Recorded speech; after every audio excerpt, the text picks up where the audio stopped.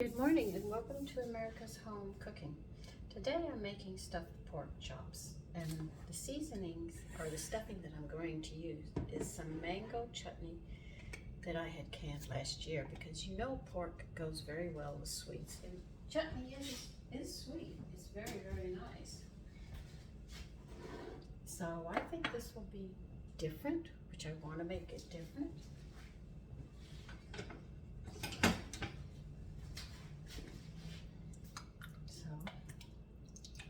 And as you can see, it's really thick. It's just loaded with fruit, which is really nice. If you make curries, you should learn to make chutneys to go with them. All right, now I'm using breadcrumbs, just plain. What was that I just saw in here? I'm just going to use simple breadcrumbs, no seasoning, because I want the sweetness of the mangoes to come through, the mango chutney to come through. But it does need a binder to hold it somewhat together. So that's why I'm using the breadcrumbs. And because they have no flavor, I'll get the full flavor of the chutney detail, which is what I'm really looking for.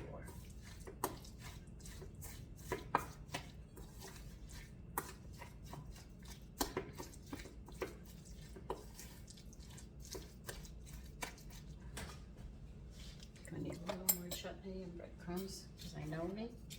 I like to pack mine.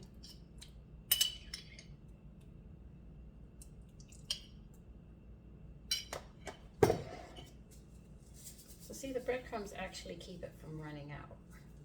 You know when you stuff things, how some of the filling comes out and stuff? We're going to need a boning knife, and I'll explain why we need a boning knife.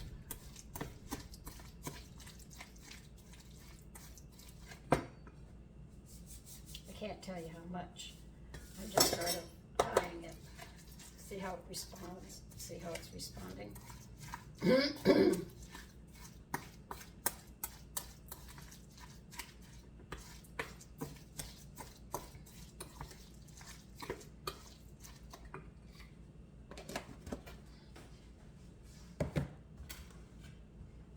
Now I'm not going to be roasting these. I'm going to be cooking them in a pan.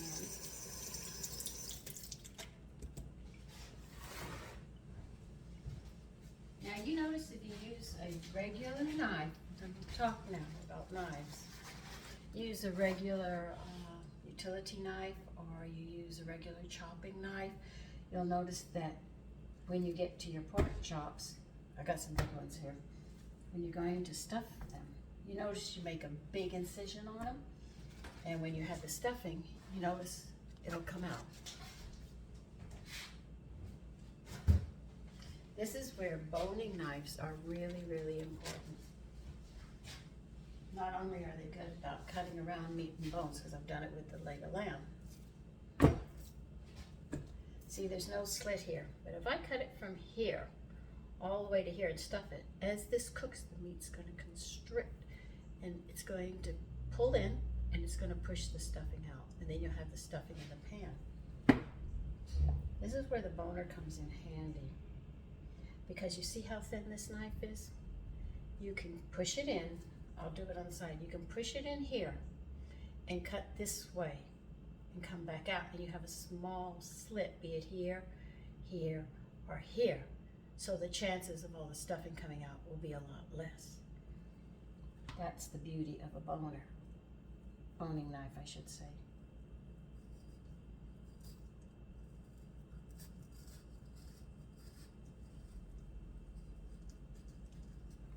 You do want to cut it open where you can get your hands into it, I agree.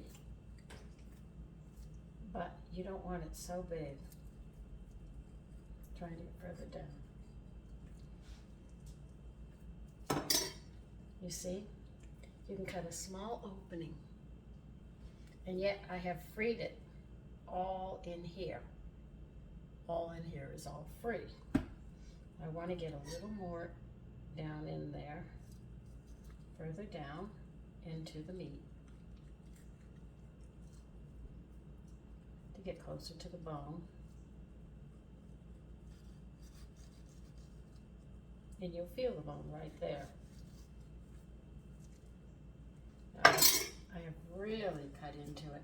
Now I have it cut all the way down here. I've cut it all around here, and I have an opening, but it's not so large as to interfere. But you will need a spoon to pack it. This is so good, I tell you.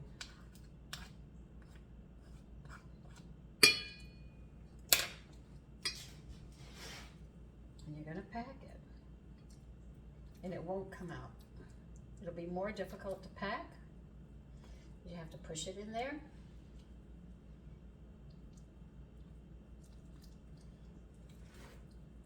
But at least you don't have to worry about it coming out. And then the flavor.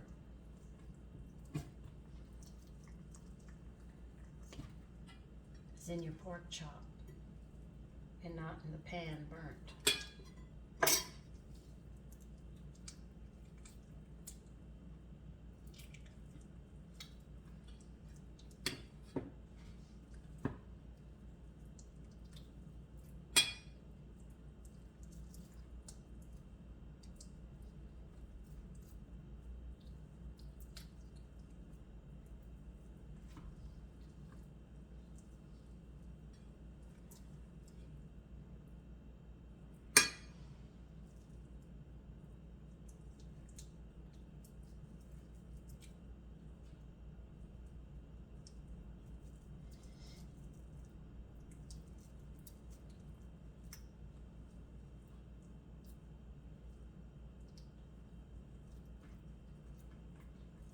See?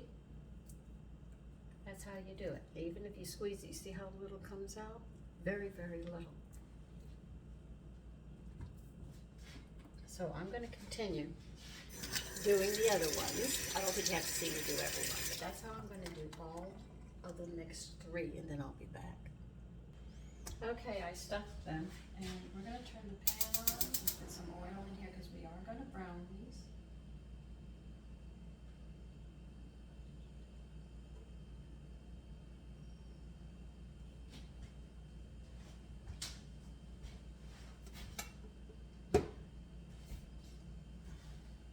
We're going to salt and pepper these before we even put them in there.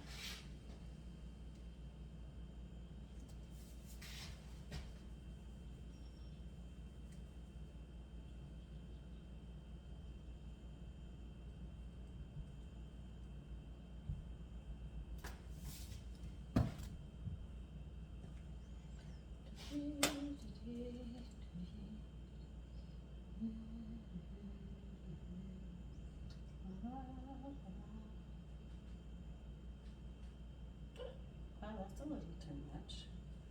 Okay.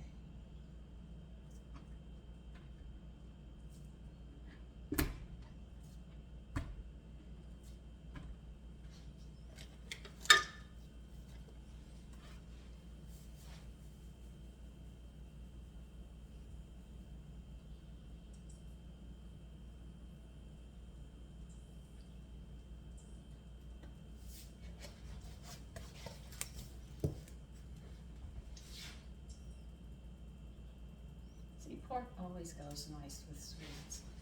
People think of stuffing them with apples, with raisins, and I decided a curry. I mean, a chutney. A chutney would be very nice. I'm thinking about making curried shrimps also soon.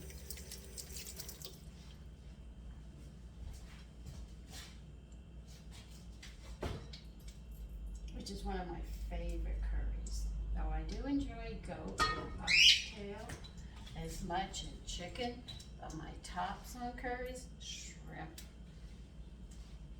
My husband introduced that to me, and that was the end of it. I always wanted to have my shrimp curry.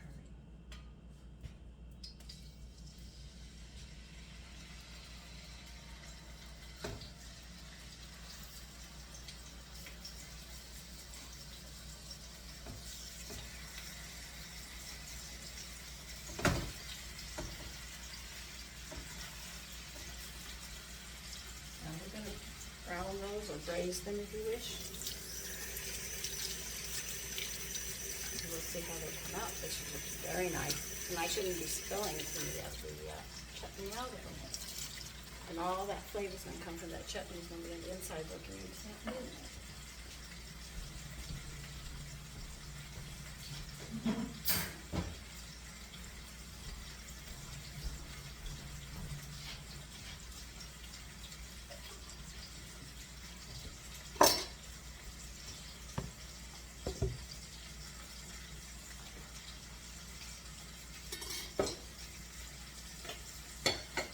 And another thing we were always taught, be it in home and at home, is you always work with a clean kitchen, a clean area, because you can get hurt. And we were taught the two most dangerous rooms in the house are literally the bathroom and the kitchen. And you say the bathroom, yes, because it builds up moisture, and you step out of the tub, or somebody comes behind you and you don't have that rug down, then they could slip, or they grab a hold of the countertop and you have water there, it becomes a skid. They go straight down and you can't hurt yourself. So the two most dangerous rooms in the house are the bathroom and the kitchen.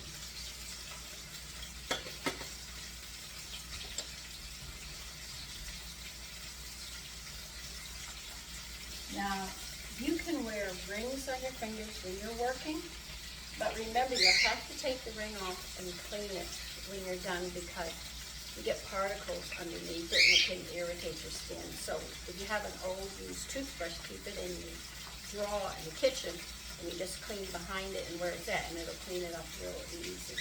The reason we usually don't wear bracelets is when we handle these, forks, knives and stuff, it can get caught here, and we try to take it off, and we can't get it off. This is why you usually will not find women in the kitchen with bracelets on.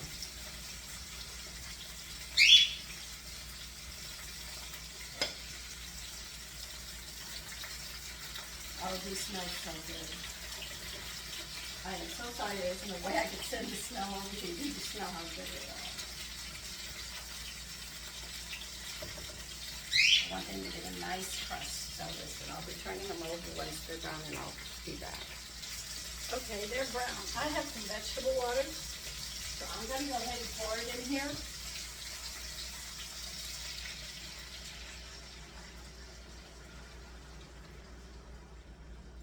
That was just everything I had left over. And I'm going to add, I think, a little bit of sherry.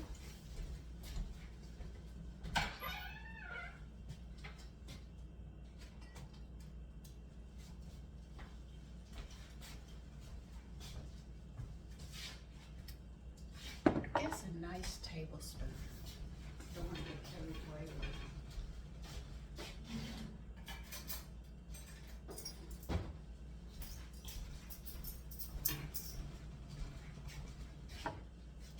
Bring this to a boil.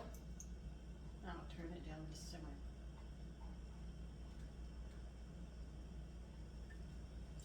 I'm just going to pour a little sherry on all of them.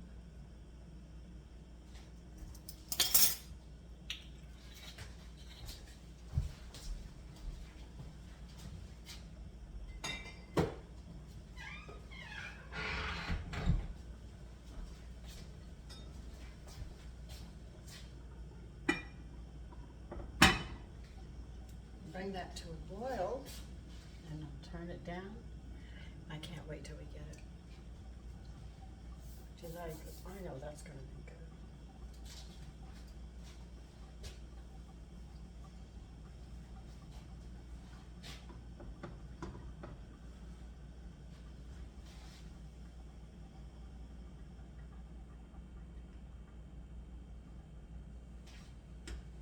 I'm going to let that simmer and simmer, because it's boiling now, and I'm just going to let it cook until it's done. And I'll see you when they're done. Okay, the pork chops have been cooking for a bit now, and what I did now is I just turned them over and let the other side get the moisture, and then they'll be done, and then I'm going to move on to the next step. Okay, I'm going to take them out now.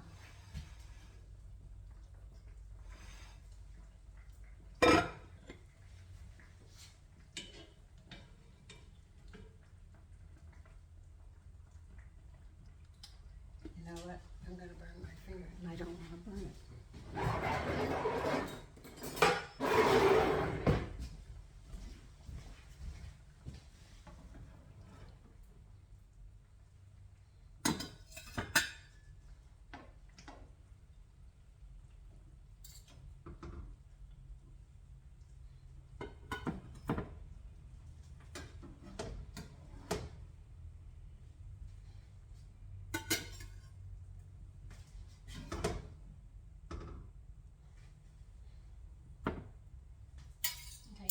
here's where we sort of part company.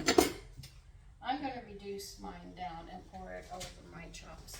Now you can take it, strain it and cool it and take the fat and make a gravy out of it and then pour the rest of it that you've strained off. I'm gonna say the juices. You can pour it in, make a gravy, season it any way you want. Just remember that if you're using chutney, which is very sweet, whatever seasonings you use, make sure they correspond with that. But I'm just gonna reduce mine and just pour it over this because I know we're gonna enjoy it anyway. But anyway, that's how one way that I make stuffed pork chops. Take care and have a lovely day.